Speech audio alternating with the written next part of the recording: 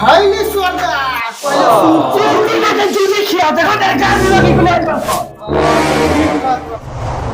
सरदार तनियारे चली तनियारे चली बताओ तनी रहुआ देखा एक झाट उखाड़ के बोला जा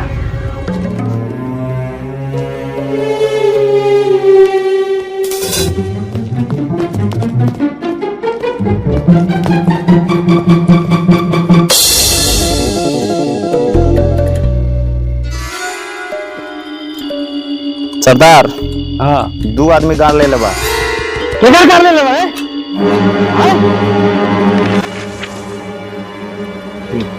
सरदार खेत में लिया है, खेत में कर लिया है इनका, ये कलौटी कर लिया है। हम हरी से देखा है, हम हरी से देखा है। क्या बोला छेद में लिया छेद में बढ़िया से बोला क्या बोल रहा है सरदार वो लोग 6 आदमी था।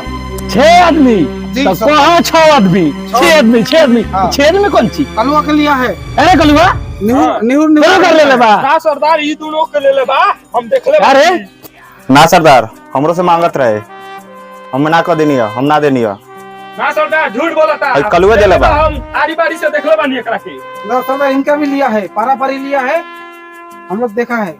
कोना के बात सुनी रे 3 लोग सारे एकरा में ले लो कोना के ले लेबा यही ना होई सुन सुन नेपालिया बोलो ले राइफल राइफल ला ले सरदार चेक करी देखो तो अब था लग जाता केकरा ले लेला केकरा ना आयो रे मां सब तो एकरो भीजल ही बा अरे काय चिपिर चिपिर लगाता तो फीता ढीला बा गंछो ढीला बा भागते में खुल गए सरदार भागते में नहीं खुलल ये दूसर खुलल लौकता तो अनी के 3 गोरा के ले लेबा एगा ना माने नहीं सरदार भागने में पायखाना कर दिया था। खड़ा कर दिया था पेशाब कर देला अभी एगा ना ए नेपालिया बोला सरदार भर बने गोली हां बोल बा तार कुलिए गाल में गोली मार दे ना सरदार ना ना ना ना ना ही सोती अबे भिड़ा तनी यही पर अबे था लगी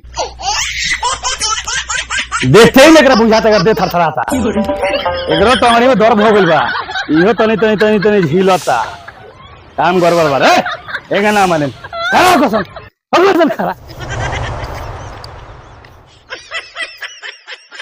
लाइन रख सीधा होके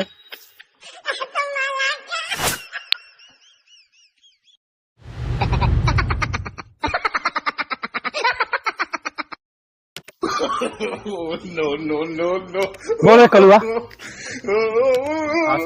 तो नहीं के सरकार इतना वेतन दे के रखले बा भाई खा के जब 6 पैक बॉडी बनौले बारे गाड़ी ले खातिर ना सरदार अच्छे रे सारे मोछ रखले बारे मरद खानी करते मोगनिया काम आए आयो रे मां का कोई करने के साथे सारे हमरो मोछ नीचे करबे का ना सरदार ना सरदार बोलते बारे सारे ते नहीं अते रे ये तो कोई बारे एकदम बुझाता कि अब का को ही बुझाता गधा के अब जौन चीना भई आई पेट खा खा के बोल गइल बा ताकत देखी दे में आए एक बार छोड़ दी सरदार रहा करे मौत के संगे घर में वाला काम करता रे कहत रे हुली ले बा 6 आदमी रहे सरदार फिर झूठ बोलता रे एंगे ना होई ए नेपालिया बोला सरदार कौन बार नेपालिया गोली में एक बार सरदार अब देखो सन अब तो ने किस्मत में भाग में जौन ची लिखल होके हई अब चाबी अगर उठाएम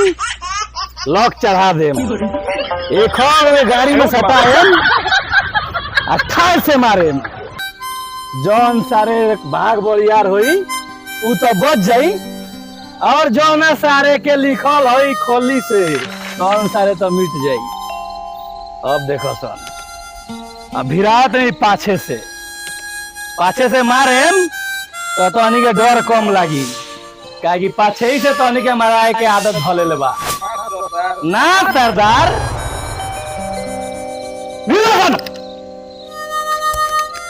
नेपालिया बोल सरदार देखिए तो भागे सन आगे हमें सुनने से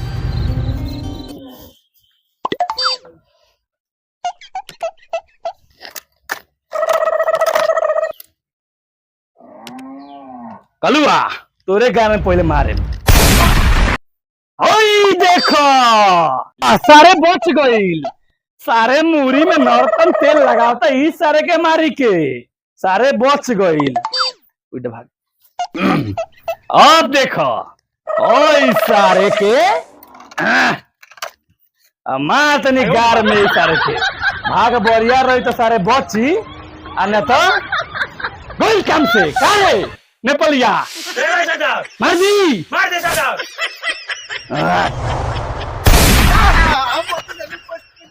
आइयो सारे बच गईल। जी सरदार। अब बचल भाई सारे पत्थर सूख की। अब देखो ध्यान दे कितना के हो 1.5 लाख में किनाई रहे। अब एक गाय में जने लास्ट में गोली बचल बा एक गो रहे। हाँ एक है सरदार। गोली तो लागेला 6 गो। अब कौना छेद में बा गोली आ कौना छेद में नहीं खे ना सारे नेपालिए जनता ना हमें आना भगवान।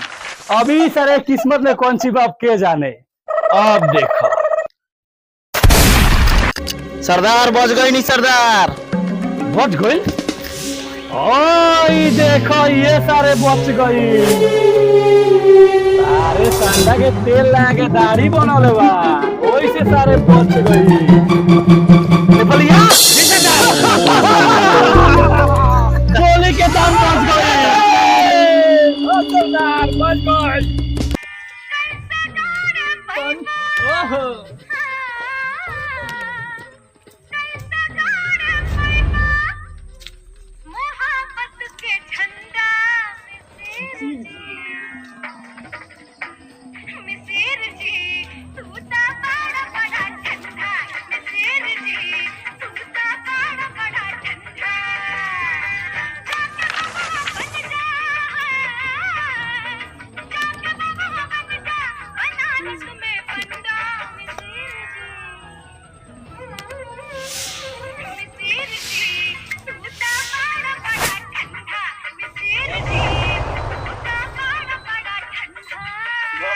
नमस्कार हमारे भाई एवं बंधुओं, आप लोग से हमारा विनती है कि आप इस वीडियो को लाइक करें, शेयर करें और कमेंट करें और इसे दबा के शेयर करें।